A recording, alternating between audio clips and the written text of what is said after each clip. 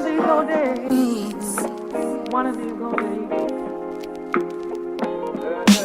All right, welcome back everyone to Transitions from War podcast. I'm your host Mike, and we're talking as always about reconnecting to mind, body, and spirit, the journey back home from combat and on to an active lifestyle.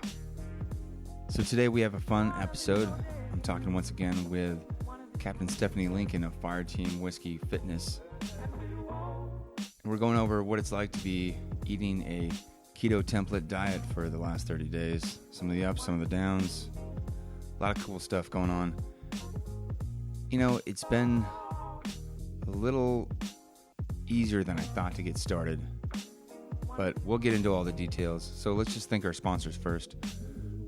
First, we got Fireteam Whiskey. You can go to fireteamwhiskey.com and check out what Stephanie Lincoln's got going on in terms of diet and nutritional and fitness programs. And as always, we got to thank Cowboy Crickets. Go to cowboycrickets.com to check out some sustainable, delicious cricket protein. What? Cricket protein? Yeah, man. Try it out. It's good stuff. You can get some of their chocolate chirp cookies. Really good.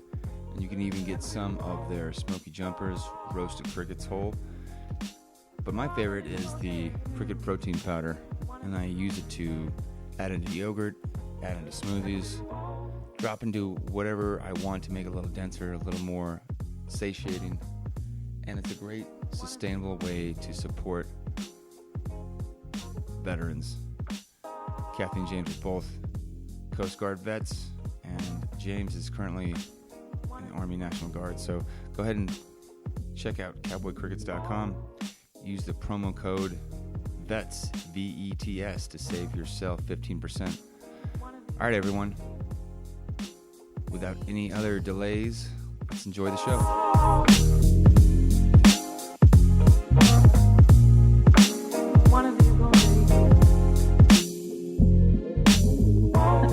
Keto Army Commander.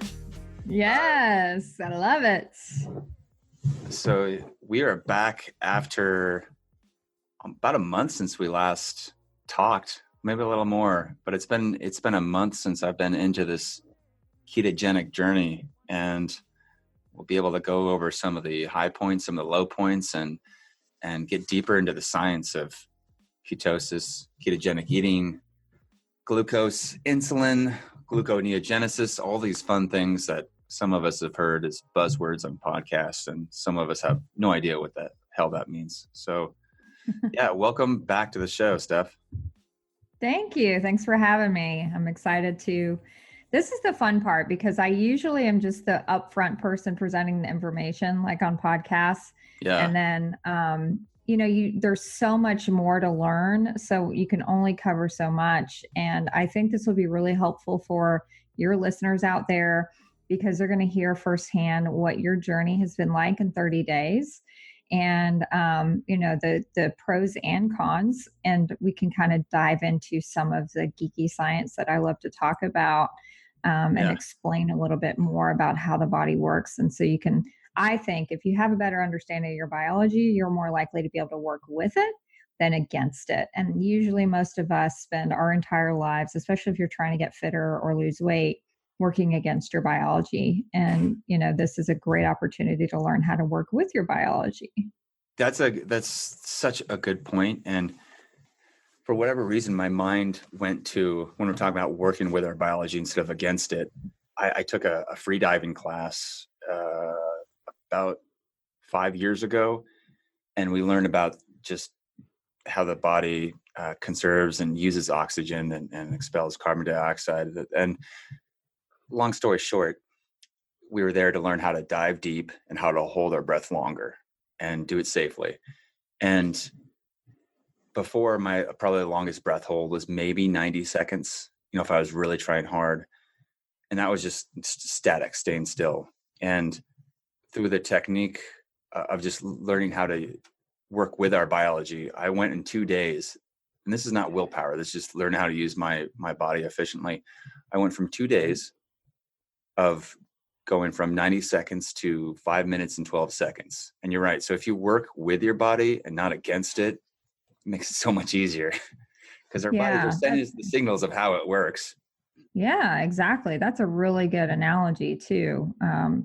It's amazing what the body can do. You hear all of these, amazing stories about these kind of miracles, right? Of just like having a positive mindset and really focusing your breath in certain ways, or, Yeah. like for you, for diving, the longest you'd ever gone for was maybe a minute, minute and a half, and you could get up to 5 minutes. Like a person can sit there and go, I can't even fathom. I am not able to do that. But the body has such an amazing ability to do all of these amazing feats. You just have never optimized your biology before because Yeah. you weren't aware that you actually could do that. And there's some techniques to help you, like I'm sure you learned in your diving class, on how to get you there.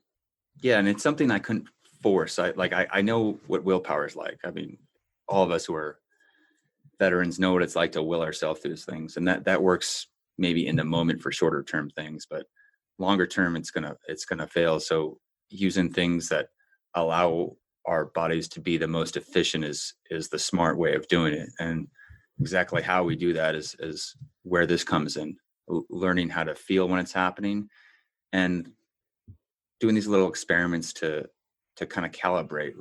Like for me, we'll get into that sweet spot of carbohydrates and how much I tried using and how much feels a little bit better. And so bouncing back and forth and getting the responses from my body. So I guess we could start out. I'm pulling up the metrics. I got that Renfo scale that you talked about, and really cool scale, by the way. It's like $30, maybe $25, and it measures not just weight, but BMI, body fat, free fat, body weight, subcutaneous fat, visceral fat, body water, skeletal muscle, muscle mass, bone mass, protein, BMR, and metabolic age. That's a lot of shit. Yeah. Were you overwhelmed by like how much stuff that was at first, or you just did you know what all those metrics were talking about? Well, I learned about those metrics when I became, certified personal trainer. And it was fascinating to me in my own journey, though, even more so, tracking those things other than focusing on the scale, because most of us just learn, hey, look at the X amount on the scale, right? And we're looking for a certain number. But if you really think about it, that is like the stupidest shit like ever on the planet. I don't know where that came from and who invented it, but they need to be shot in the head. Like it's like if you think about it, a lot of skinny people who are very, very unhealthy, right? And Yes. some maybe overweight people who actually are fairly healthy and athletic. Oh, right.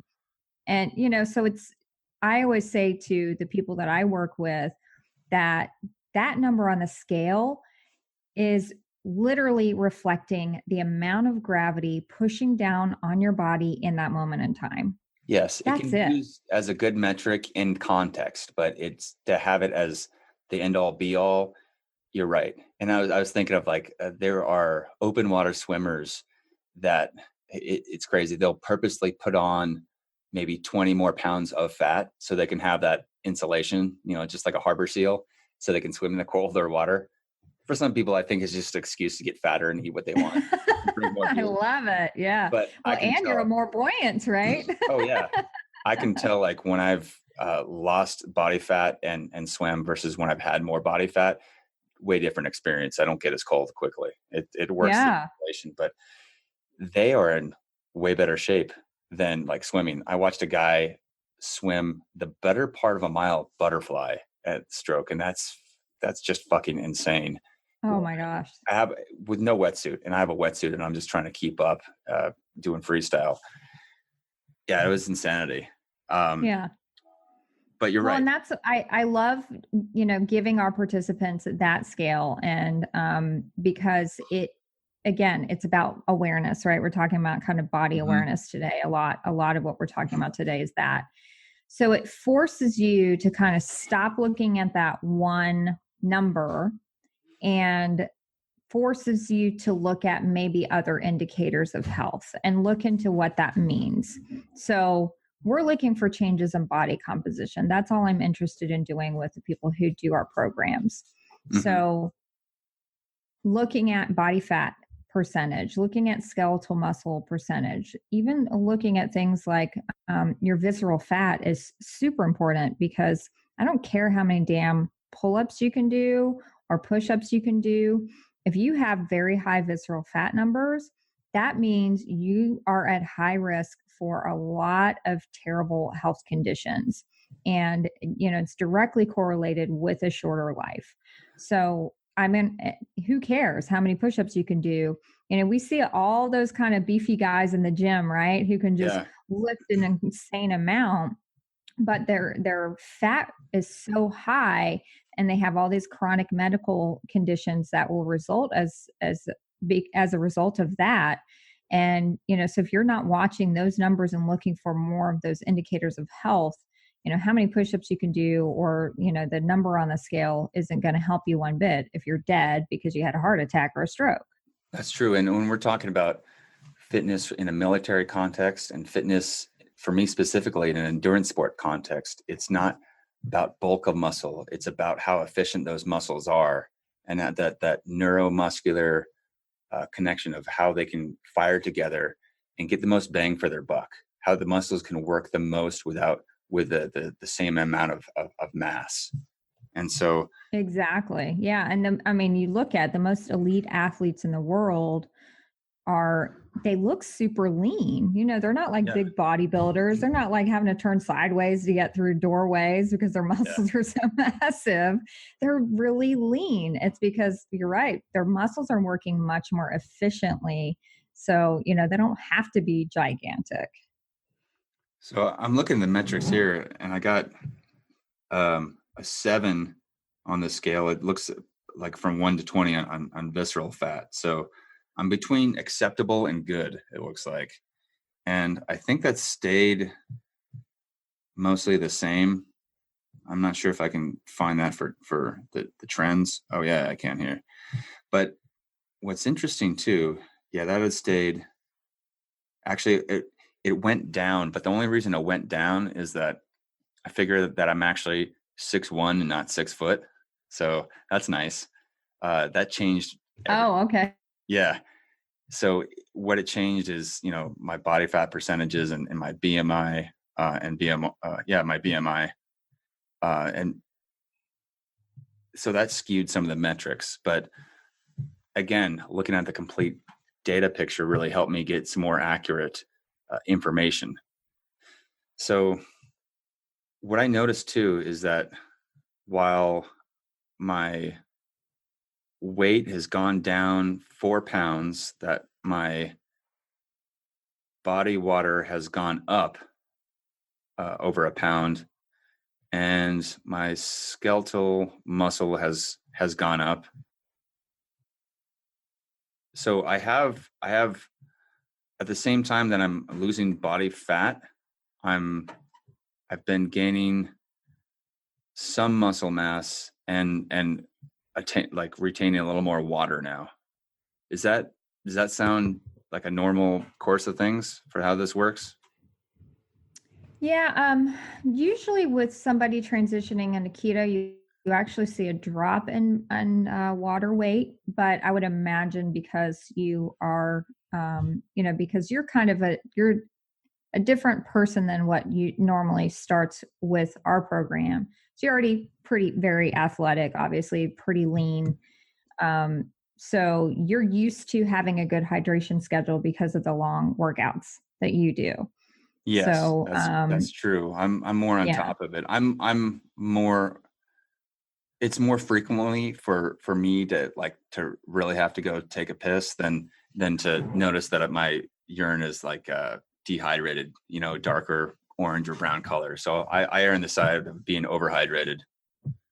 Yeah. And you know what? It's funny. I take that for granted because you and I were in the military, right? And you remember how many bathrooms were you in the military where they had the P chart up, right? Yes, exactly. You always had those everywhere. You were taught from day one boot camp. I don't care what branch you're in.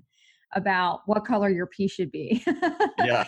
And I forgot, and I forget often that normal, like people who haven't had that experience are never taught this. Oh And yeah. It's not something we talk about too. no, not Right. at all. Like it was just something you learned, and now you kind of naturally follow it, especially if you're an endurance athlete like you. I was on the phone with a fire team whiskey participant like literally yesterday. And she was asking me, we were talking a little bit about hydration. She was having some headaches, and she was obviously, I mean, that's the number one red flag. I know immediately you're probably dehydrated. Right. So Yeah. we were talking about some of those techniques, and I asked her what color her urine was. And she was so taken aback. And I forget that, that civilians aren't taught, what to look for and how to kind of watch out for these things.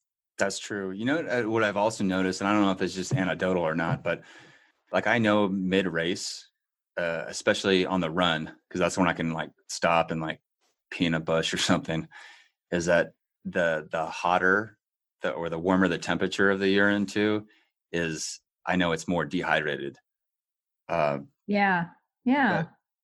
So interesting things there. So I noticed that what surprised me is that my muscle mass, and I'm not sure this has changed too much. I'll try to take a look at here, but my muscle mass was ranked as high for what I'm doing on the scale, and that my muscle mass, I'm looking at the percentages or the pounds of muscle mass. It's gone from 154.8 at the highest, and now I'm at 153 pounds. So it's my muscle mass has gone down a little bit, but for what I have, it shows basic like my height and weight, like how much muscle would be low, normal, and high. And I think most of that is because I don't have necessarily like big arms and big chest, but I think from all the cycling and running, I have bigger legs, and I notice that now. But just looking at some of these measurements are pretty interesting. So BMI, that's an interesting one, body mass index, and I know that's not the best standalone metric to use, because especially if you have someone who has a higher has more muscle, they can even be put as like overweight or sometimes even obese, because it's not taking into account that, I guess, that the extra muscle there. Yeah. You have a take on that? And it's unfortunate because most of the branches still use that as a kind of a bar for determining whether or not you are placed on the, the body fat kind of watch list. Most go on to check your body fat, but BMI, like you said, I did actually a whole blog series on our Fire Team Whiskey blog I called it the numbers of losing weight. And we covered like kind of all of these stats and what they are and what they mean to you. And BMI was kind of one of the big ones that's used still everywhere in the medical community. And it is, again, not a reflection of health because it doesn't take into account body frame, size. It doesn't take into account, where you're at in your life as far as like, are you postmenopausal woman or are you a 25-year-old man? Like there's no different standard for those two people, which that is insane. Ridiculous. Right. So that is insane. And just then, knowing the body fat percentages for men and women are different. And right. And they're men and women are different. And, I like my grandmother, she was like, in her height. I mean, obviously she shrunk over time, but she was a huge lady. She was like 6'4", like a big lady. Like she had a size 13 shoe, so like, and I'm tiny, I'm 5'3" and like really super petite. So, it's not really fair that we're held to the same, standard of health, quote unquote, with this magical number we're supposed to be at to deem us like at a healthy weight. That's a good point. So when we look at these metrics, then I guess let's get into that. What are we looking for in terms of trends that show that someone is adapting well to a new diet and this sense of ketogenic diet or a new fitness routine? Yeah. So you're always looking for your body fat numbers to start coming down. That should be ticking down. You may see some initial weight loss. Usually within the first 30 to 60 days, you're going to see the most, massive weight loss drop. And then it's definitely going to curtail off and be pretty gradual, if not, just hit a plateau. But you should still see that body composition number coming down over up to, I'd say I've been doing this for a little over 2 years now. And I can say maybe in the last few months, I've reached a plateau when it comes to like losing body fat. So, I've experienced, up to 2 years later, a continuation of the body fat dropping. And then, of course, on the other side of things, your muscle mass going up. The visceral fat as well is another number you should be watching. The visceral fat is super important because it is directly related to those chronic medical conditions that are related to obesity and insulin resistance. So even things like cancer that you wouldn't think of are related to a higher visceral fat number. So watch that number as your body fat comes down. That should be coming down too. But unfortunately, visceral fat is the hardest fat to get rid of. So that is going to take some time to get that number ticking down. You really have to be nutritionally on it to get that number down. Yeah, that's an interesting thing. And then, so I guess we could also talk about what we're looking at in terms of what we want to change. So from my understanding, we start implementing these dietary changes, and that helps reset our hormones and get our body, burning fat as fuel and operating differently. And so we might not have, we got another guest on the show. That's good. Let me kick him out. Go.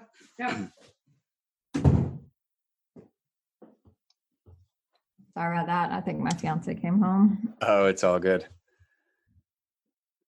So my understanding is that there's a hormonal change that happens in the body when we implement a low carb or a ketogenic diet or a ketogenic eating template, and we might experience some loss of weight due to dropping some water weight, and then it might stall out until our hormones reset or change.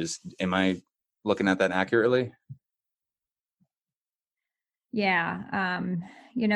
That's the frustrating part, I think, about weight loss overall for everyone, is that, again, we're talking about understanding our biology. So, most of us, for most of our lives, and I know I'm guilty of this for sure, you have that diet mentality. You have that, we were taught calories in, calories out, right? Mm-hmm. So we were told that our body burns needs X amount of calories to function well. And then anything beyond that is going to be, we're going to be fat.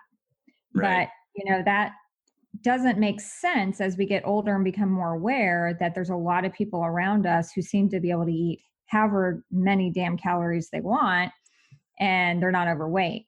Yet, if you have an extra couple of things, you start immediately putting on weight and have a hard time taking it off. So that again, the body is so smart. If we all just step back and go, all right, our species has survived this long, there's a reason for that. And there's a biology behind that. So the body is not at calories in, calories out. That's just not the way the body works. It's not just like a car where you put some gas in your car and it goes X amount of miles, right? That doesn't work because, it depends on the traffic you drive in. It depends on how much you start and stop. It depends on how slow or fast you go. It depends on whether or not you're going uphill or downhill. So think of it that way. Like our bodies use that fuel in different ways based on our biology and our situations and even the time of year, or whether or not we're getting enough sleep at night. So it's not just X equals this, and you either will gain weight or lose weight. And a big part of that, like I would say 99% of it, is our hormones. And what are hormones? Think of them as the communicators from your brain to your body. That's what their job is. primarily is to just communicate certain biological signals from your body to your brain and back again to make things adjust. Your body's always looking for homeostasis. So that's what your hormones are made for. And the primary ones is insulin. So insulin is the communicator between your brain and your body and your brain about how you are burning glucose. What is your glucose levels in your blood sugar? Do we need more? Have we had enough? What do we need to do with this excess? So that is a big tie-in. And the problem with losing weight is that most of the time, by the time we get to the point where we're trying to make a difference in our weight, it's already kind of too late. I mean, not definitively, but you've done so much damage to your hormonal systems that you can't fix in 30 days decades of damage. And that's a frustrating part about this process for most people, is that, especially for me, I mean, I can speak from my own experience. By the time I discovered keto, and even though I got amazing benefits from doing it, it still took a lot of time. And I'm still taking the time to heal, because I've been drinking soda from a bottle since the age of 1. And I, consumed sugar from morning, noon to night and functioned on that. So, and then did the roller coaster, starvation diets and over exercising. So I know that I've damaged my hormones and my hormonal systems pretty stupendously. So if, I have the gall to think that I can just magically heal that, in 30 days or 60 days or even 2 years, I'm being unrealistic. So we have to look at this as a healing process. Because most of us need that time to heal.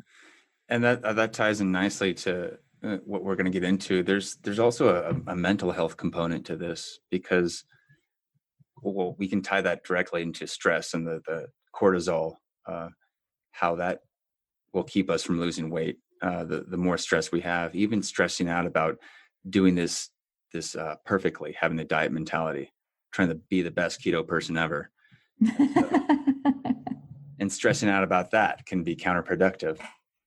Yes. Yeah. And one of my favorite keto guys, Jimmy Moore, he talks about that a lot. And the stress component and the lack of sleep component is something that the two major things that get in people's way when it comes to becoming a fat burner.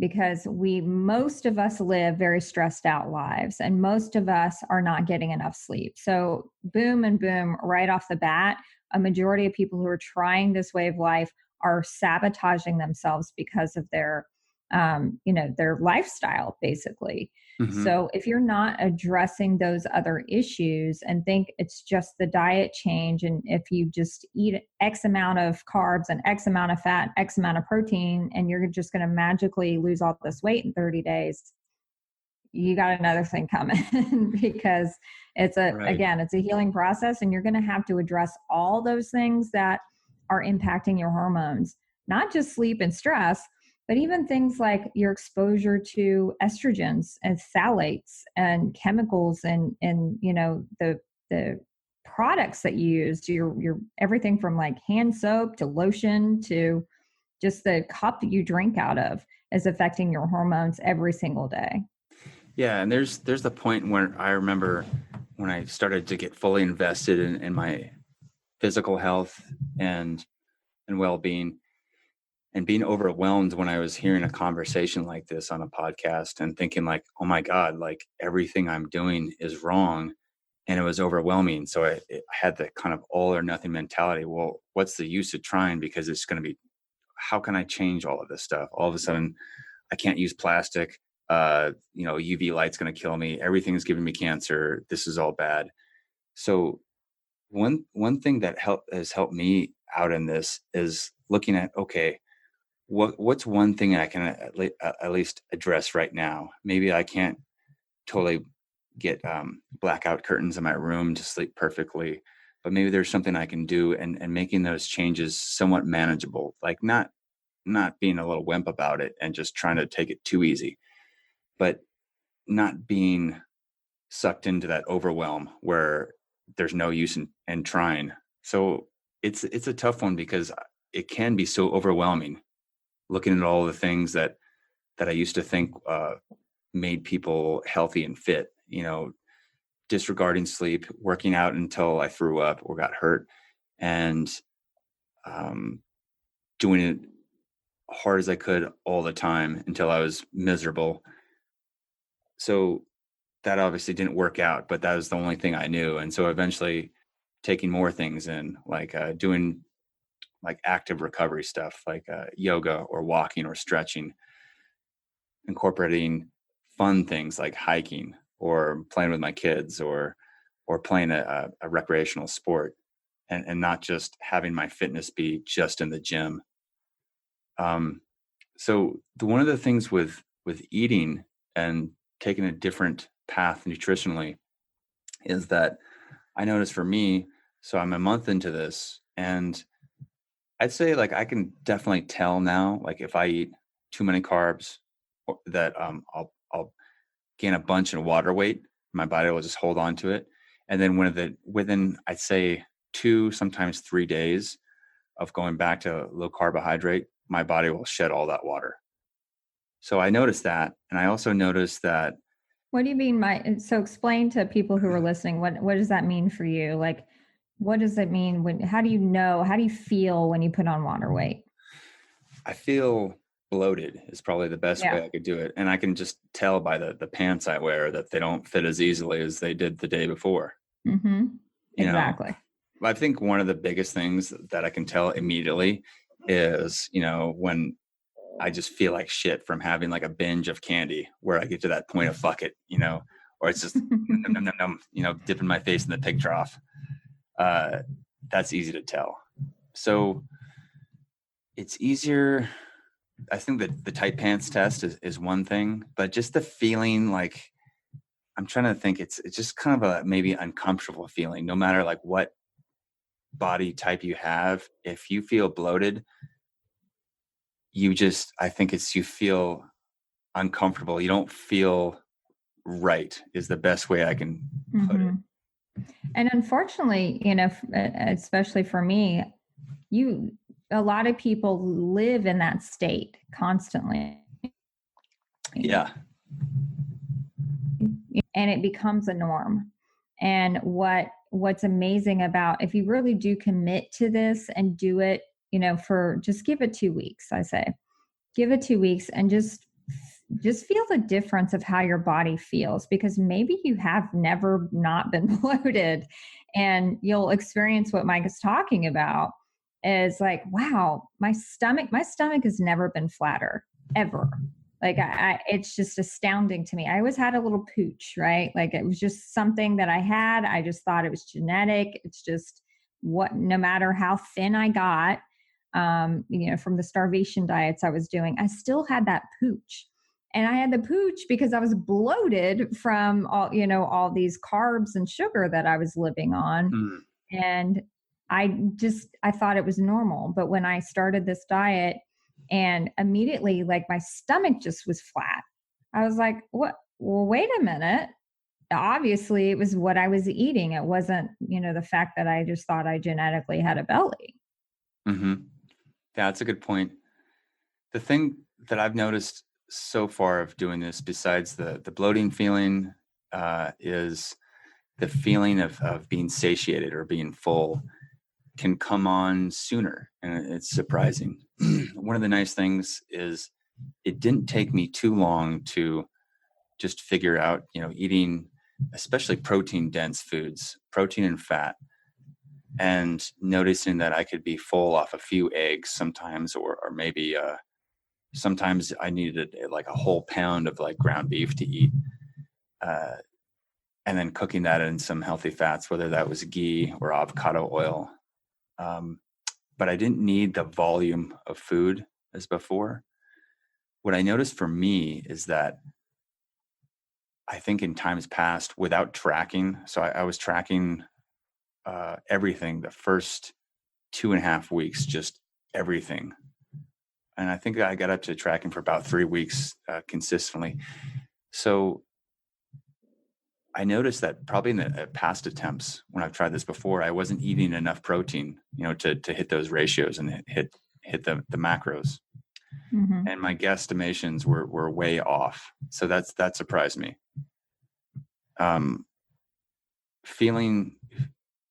Hitting those and eating enough protein, I noticed, I think almost the first day I started doing it, when I hit those numbers to get enough protein, I noticed that it felt good. I felt full, but not stuffed. And that was a good feeling. Yeah. And that is why I feel like a lot of people respond really well to this way of eating, because you feel satisfied. And going back to that, what we've been taught, right, about the amount of calories in equals the amount of calories out. Otherwise, we'll get fat, right? That's not the way the body works, first of all. And second of all, when you're eating in a keto way, you're not having to worry about that, because you're, like you said, with your muscles, right? You're making your body work much more efficiently. So it's not a calories in, calories out. It's your body will actually not be tricked anymore by those fluctuating blood sugar levels. And I think like this is the way to think about it. Do you know how much sugar is needed in your bloodstream at any amount of time for good brain functioning? Because everything else, except for a few areas in the brain, can operate off of ketones, right? Okay. So you need a very minimal amount of glucose for certain brain functions. Do you know what it is that needs to be in your bloodstream at one point in time? No, about how much? a teaspoon. Okay. Yeah, that's a little bitty time. In your whole body, that's all you need. And your whole entire body, that's all it needs. Huh. So think about the average American and how much sugar they consume on a daily basis. It's way more than what the body needs. So all it's doing is cramming it into fat storage and muscle storage and the liver, and wrapping it around your organs and the visceral fat, because the body thinks, oh, we're storing this. You're consuming all of this because we need to obviously store it for some reason. So biologically, that's your body just has this system created to save that stuff. It's not going to piss it out. It's not going to poop it out. It's going to save it. I wish we could do that. I wish it just went right through. Whatever you didn't need, it just goes right through you. That's not the way the body is, because we wouldn't be here today talking if that were the case. No, it's amazing would not have survived. It's amazing that it does work that way. We just happen to be in a time of overabundance of very, very scientifically designed foods that are really good, and we don't have food shortages most places. Right. So just think of it. All that's doing is just being stored. So to tap into that storage, you have to deplete the body of glucose. That's the only way.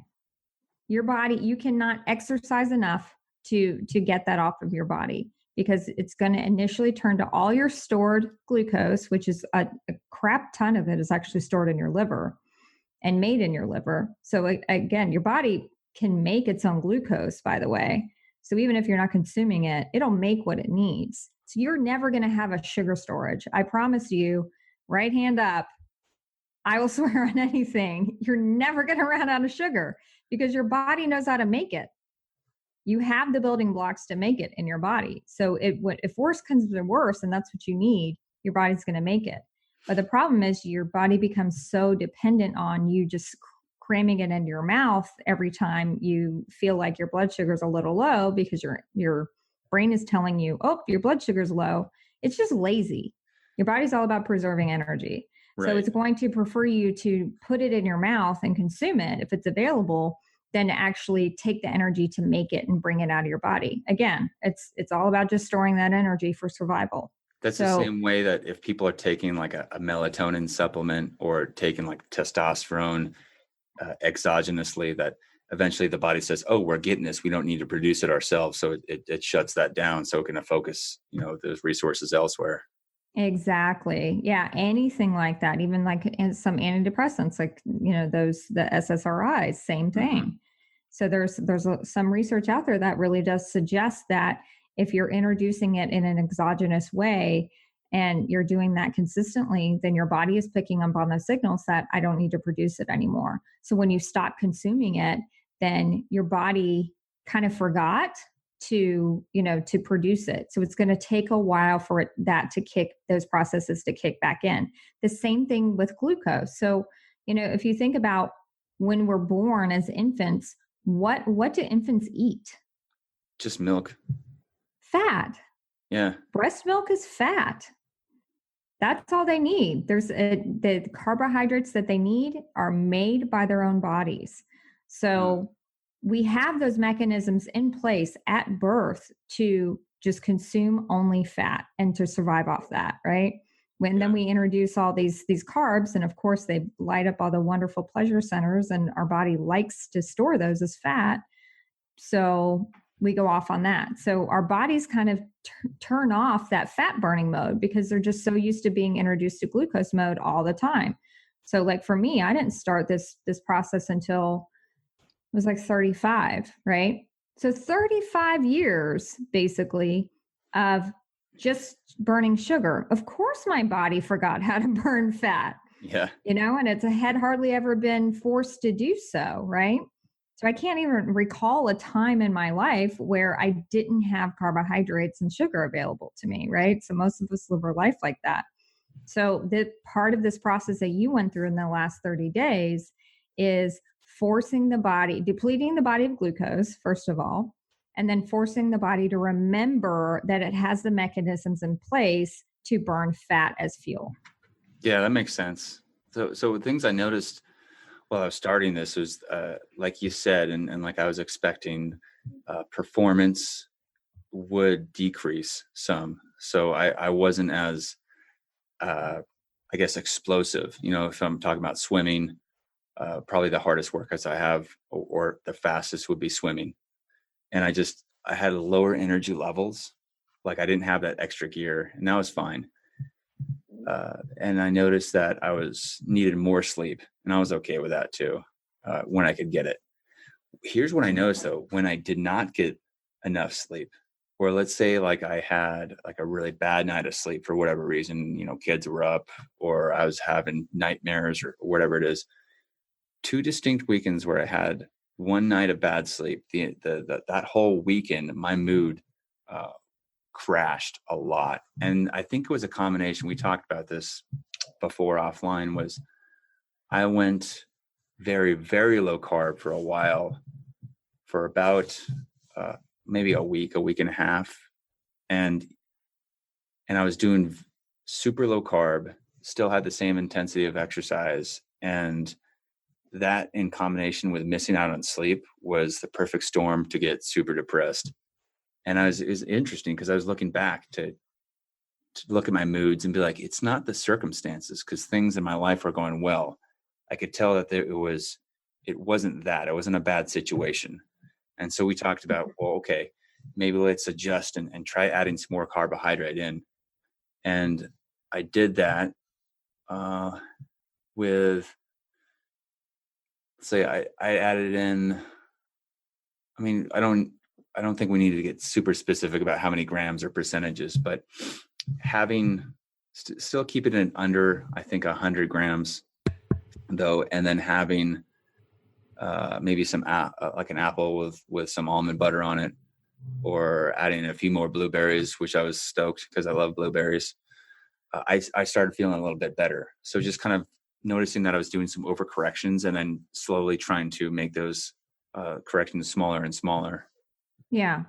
Yeah. And I'm sure a lot of people listening are, because that's the number one question that I get as a keto expert is, well, just tell me X amount of protein, X amount of carbohydrates, X amount of fat, and I'm going to do that. And it's going to work for me. Right. And the answer is no. Sorry. I wish. Again, The body's not that simple. So like you said, if you have a crappy night's sleep, your hormones are off. your body's functioning differently, your metabolism's different, your circadian rhythm's off. So all of these things are kind of a perfect cascade of you having that XXX the next day, and it's not working for you now. So then you're scrambling like and having a shitty day.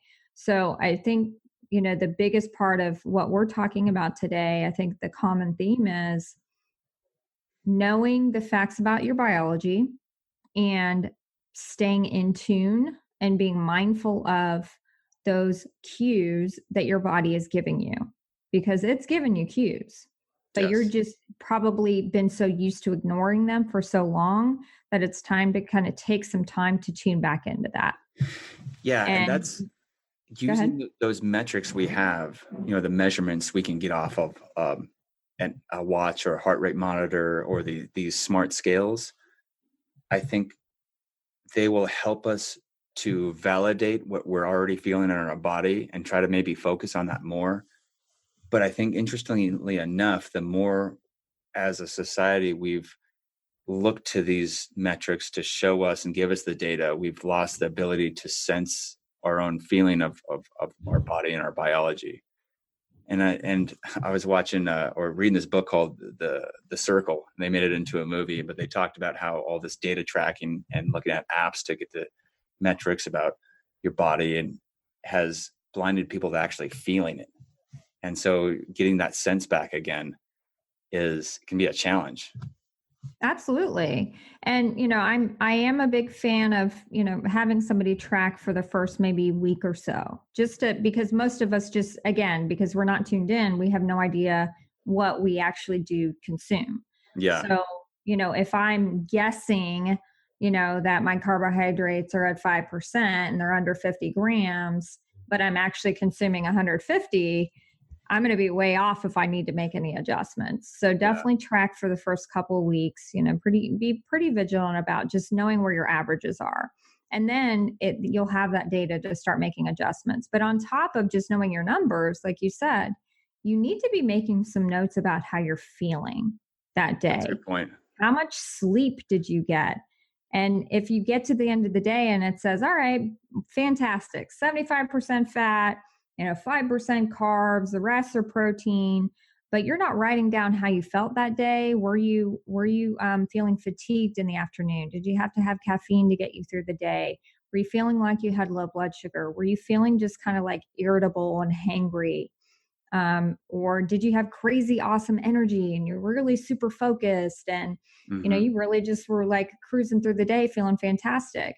That's two different days, and we need to know what happened that day. How did you feel? And that'll give you the data to know what I call your sweet spot. So if you do this long enough and you get that data and you gather that data and you're tuning in, then can find your sweet spots. On most days, unless you have like a bad night's sleep or something like that, then if I hit within these certain macros, then usually I feel the best. Yeah, exactly. And I'm glad I had these experiences in the sense that it gave me data to say, okay, what was happening here and be able to make the adjustments. When things go perfectly, then you don't get the feedback to fine tune things. There's so many variables. Like one example I can think of is a full Ironman I did last year. I didn't have my amino acid pills that I usually have for every single race. And mile 30 of the bike, which is pretty early on in the day, I started cramping up and I started feeling tired, and I was like, uh-oh. And and that was the only difference I've had. And now I know that how crucial those are for my race. But had I not had that awful race, hopefully you won't have to have it in something as big as an Ironman to learn that lesson. But that was invaluable for me.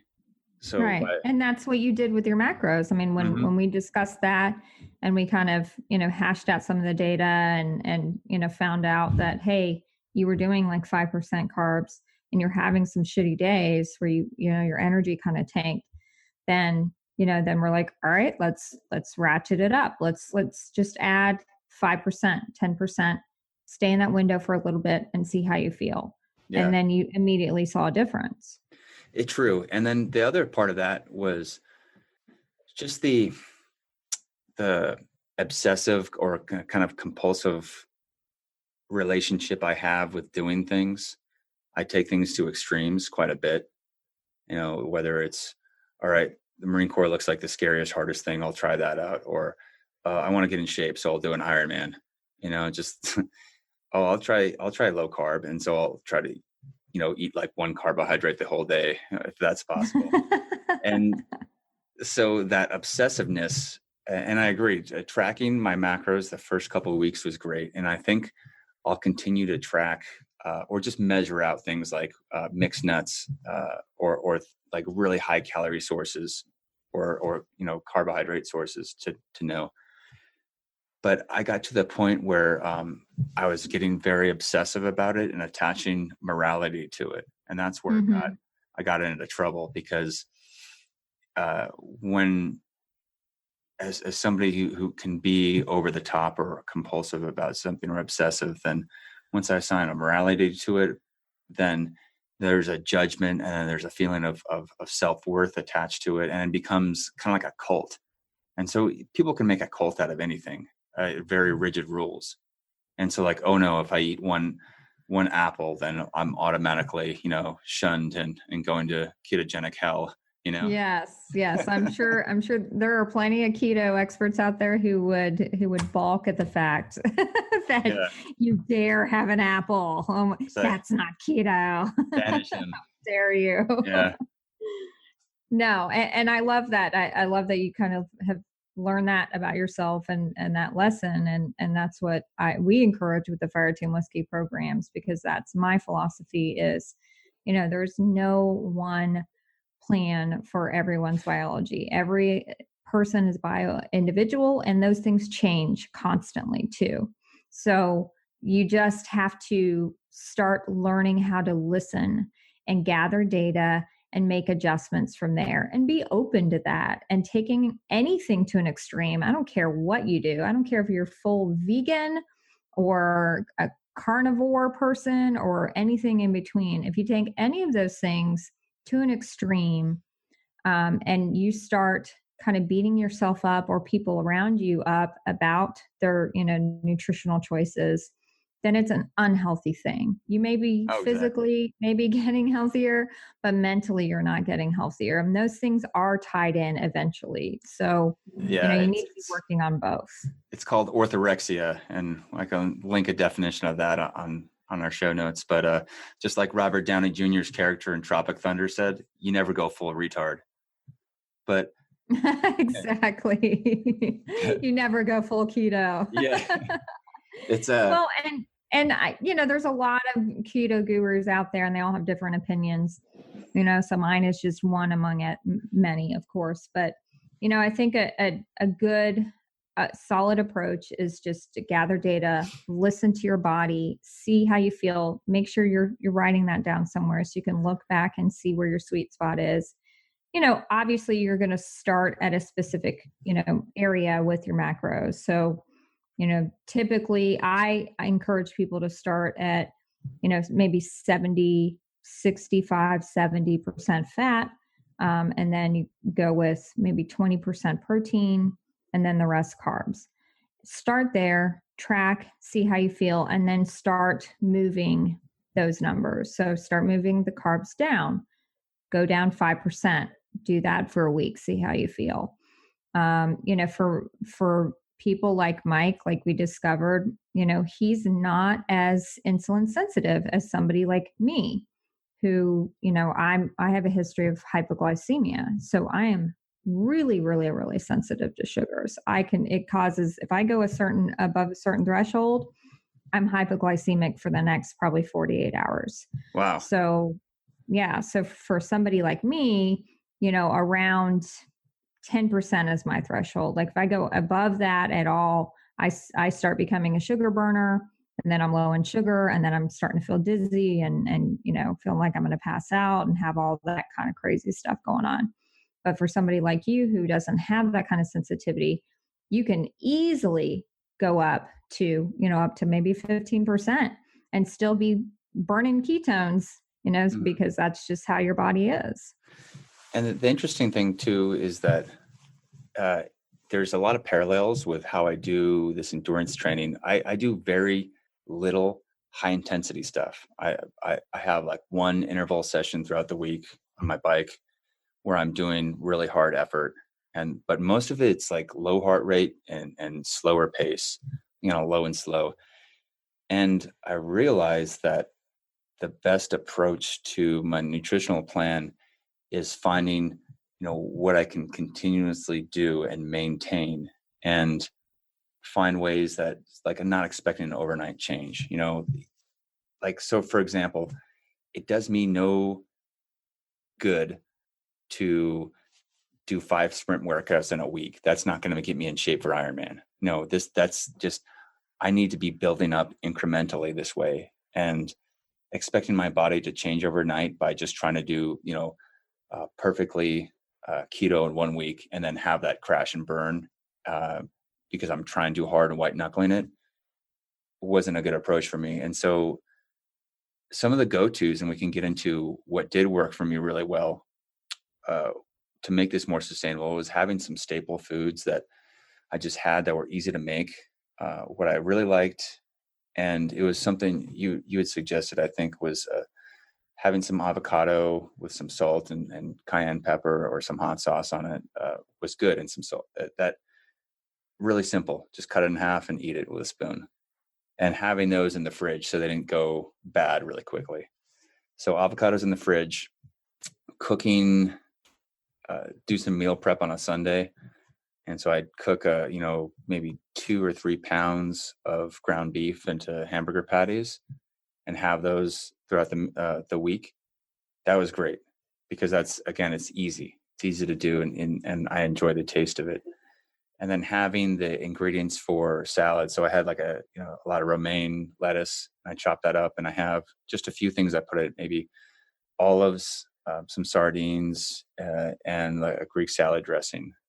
And that's a good meal for me. So it's relatively high fat, and the dressing's high fat, low carbohydrate, Primal Kitchen stuff.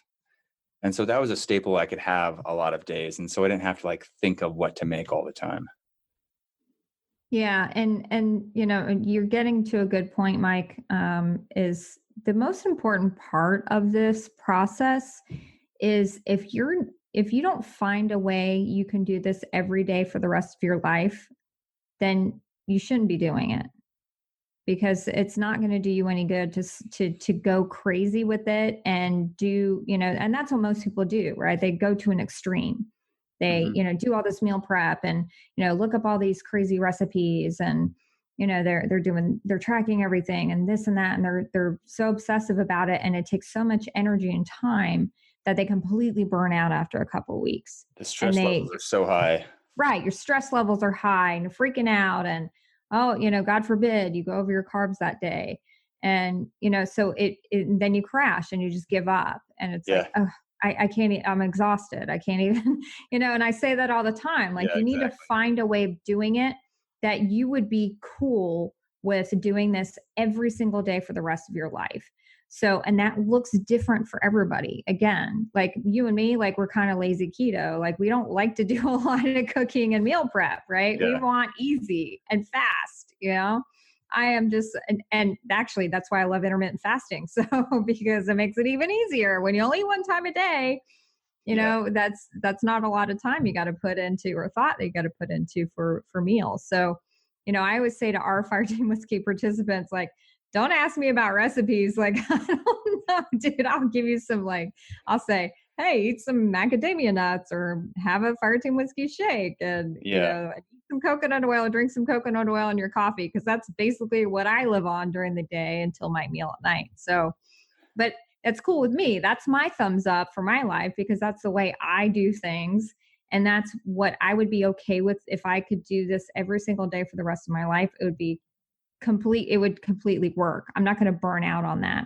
But other people, they like variety. They like different recipes. We have one Fire Team Whiskey coach who actually 2 of them. I mean, I'm like blown away by these recipes that they come up with. And I'm like you're like the keto top chefs going on here. Yeah. So, And they love it though. And that's something that just drives them because they love trying new things and introducing new ways of getting their fats in. And, that works for them. And that's cool with them every day for the rest of their life. So you got to find your own way of doing it. And, again, if you kind of can't do it one day, then it's not the end of the world. Like Yeah, I say, just treat it like Vegas. Like, never happened. Like, just move on to the next day like it never happened. exactly. Just keep going. Okay. Yeah, it's not the end of the world. There's that, you're not going to find me on the ledge of the Golden Gate Bridge, be like, why is he up there? He's about to jump.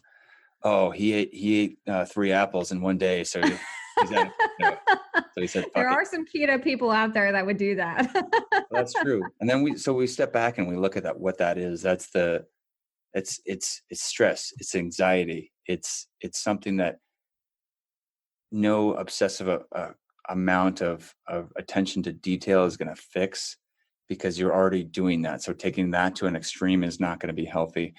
So we look at, well, what can we do in those situations? My suggestion that works for me is to step back and just do some breathing, find some acceptance in the situation, be like, okay, I don't have an ideal chiseled body like I would want right now. Is that okay? Yes, that's okay. And just slow my breathing down, slow my heart rate down, because then I'm kicking in my parasympathetic nervous system, reducing that cortisol, when I don't need it. And that, I remember someone in a CrossFit gym I had, and she was doing all the right stuff. She was working out CrossFit. She was eating a pretty strict paleo template, and she was doing all the things, but then the stress was getting to her because of the obsession of doing everything right. And once that can change in our life, and then our body, maybe we work with our biology, like you said, and not against it. So we find ways to relax a little more, not get so crazy about it. Right. And who wants to be miserable like that, right? I mean, if you're doing anything for a certain reason, even if it's a good reason, you know, being miserable throughout the entire process, and then, even the fact that you maybe attain that goal and you're still freaking miserable. I mean, you hear people all the time, especially like ex bodybuilders and, who say that time and time again, or like, God, yeah, I had that crazy, amazing body, but I was freaking miserable. I was so Exactly. stressed out. It was just not sustainable. I was just watching every little thing, and I was just a miserable human being. And I'd kind of rather maybe have a little higher body fat and not be so stressed out and crazy all the time. Mhm. And it's the exchange is a good rate. So yeah, and I did a video the other day exactly about that specific topic. Was if there was a quote, I don't remember who said it, but I'll take credit for it. Is that at some point, in your with your goals, no matter what it is, let's just say your weight goals or your body fat goals right now, use as an example. You have this ultimate goal right in your head, and that's where you want to be. But sometimes with our goals, we have to also accept the fact that we're going to meet some failure. And if you're not meeting failure, then you're not on a journey to a goal that you really should be getting to. So, if the bar's set too low and it's easy to attain, then, obviously you're not going to fail, right? But if it's set too high, you're going to experience a lot of failures, but then again, you're never going to get there, and you're going to be miserable the whole time because you're just doing nothing but experiencing failures. So sometimes we have to check our goals, right? We have this ultimate example of, what we want to look like. I'll use the example. I had a client who is obese, type 2 diabetes, has a lot of medical issues. And she asked me one day, "Oh, after this, am I going to have arms like yours?" And I was very taken aback by that question. And, I had to reframe it and go, I don't know. I don't know if that's in your potential, but how about we just focus on you getting through one day without having 4 sodas? Like, how about that? Like, that's a victory that I want to focus on, for you. And, if you're just staring at my arms and that's all you want, then you're not going to be focusing on the things you need to right in front of you in order to have success. So, with this keto journey, it's the same way. I mean, you may have this ideal macros, an ideal, physical specimen that you're going to be one day. But if you're so focused on that and frustrated by the fact that you're not getting there, then you're not focusing on the things and tuning into your body and what it's trying to tell you in order to get a little closer to achieving that goal. And maybe you'll never get there. And sometimes you got to be okay with that. That's the thing too. And who's to say if you get there, you'll be completely happy and all of your problems in life will be over? I don't think that's true, because we can get to a finish line and still feel like the same person inside. So there's definitely an internal component to this. The interesting thing about all this too is that, and I bring it back to racing, if I'm focused on the finish line the entire time, I'm going to have a 12-hour race, plus or minus an hour. I have 12 solid hours of wishing to be somewhere I'm not right now. And so I have 12 hours of suffering I've put upon myself. I wish I was there. I wish I was done. I wish I was done. Instead of paying attention and noticing the really cool stuff happening in the moment. And along the way, if I'm thinking about the finish line, holy shit, I forget my amino acid pills, or I forget to hydrate a lot. And so I'm derailing my progress too. So yeah, I love that analogy. I love it. And again, like, you can kind of take that same approach with your nutritional journey. Is maybe you get so focused on where you want to be, you're not noticing where you're at right now. And also kind of, I call it flipping the coin. I went out to dinner with a friend of mine, a couple, the other day, and they're keto too, which is awesome. So it makes it a lot easier. Yeah. But we went out to dinner, and they, this is a nice restaurant, and they apparently bring you bread and, all sorts of carb, stuff, starters. And we said, oh no, we don't eat bread. And the waitress was like devastated for us. She said, oh, you don't, what? Well, I have to get you something. And she just felt so sorry for us. And we were all just like, no, we're cool, and it was just funny, the different perspectives. Like, to her, not having the bread at the beginning was just like it just ruined the meal, and for us, we're just like, no big deal. We don't need it. So it's that perspective of, I'm so glad I don't need the bread. I'm so glad that I know now how sick that bread would make me feel if I did have it, and how bloated and how crappy I was going to sleep that night, and how headachy I was going to be, because I literally get like a hangover from eating stuff like that now.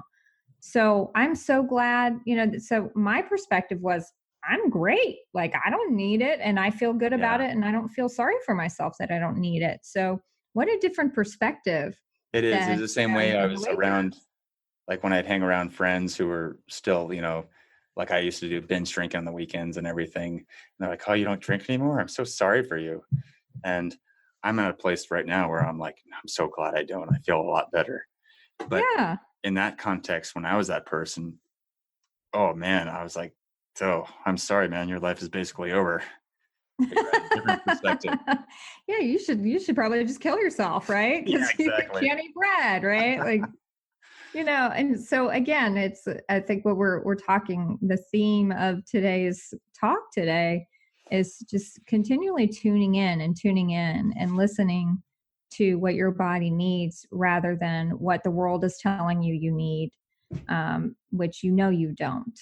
So just, really just looking at this more as a journey of healing and tuning back into your body and its biological needs and the way it's supposed to function.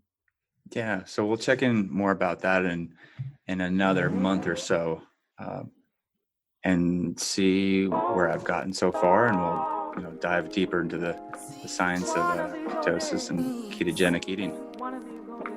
All right. Sounds great. All right. Thanks, Steph. Thank you. One of these days.